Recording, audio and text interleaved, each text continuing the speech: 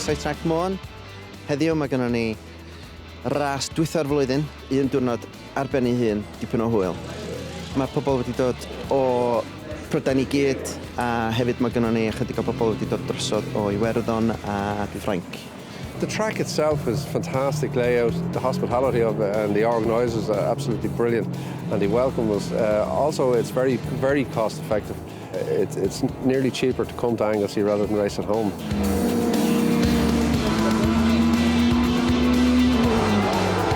Mae'r syrcit sy'n ôl yma, dwi'n credu syrcit prysura yn Mhrydain, ella yn Ewrop. Mae yna rhywbeth yma bron iawn bob dydd o'r wythnos.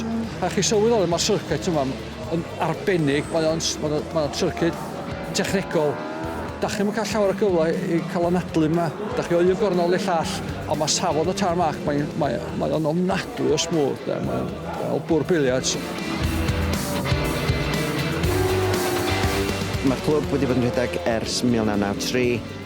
Mae lot o bobl yn dweud fod Trac Môn yw'r trac gorau ym Mhrydain, ac i brofi hynna blwyddyn dwytha mi wnaethon ni ennill gwobr Britain's Best Circuit.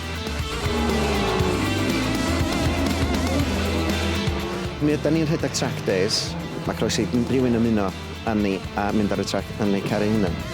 Mae pob yn meddwl bod yn reifio carf yn gyflym, ond os da chi'n meddwl bod chi'n gallu dreifio gyflym, rhaid chi ddod y trac i brofi.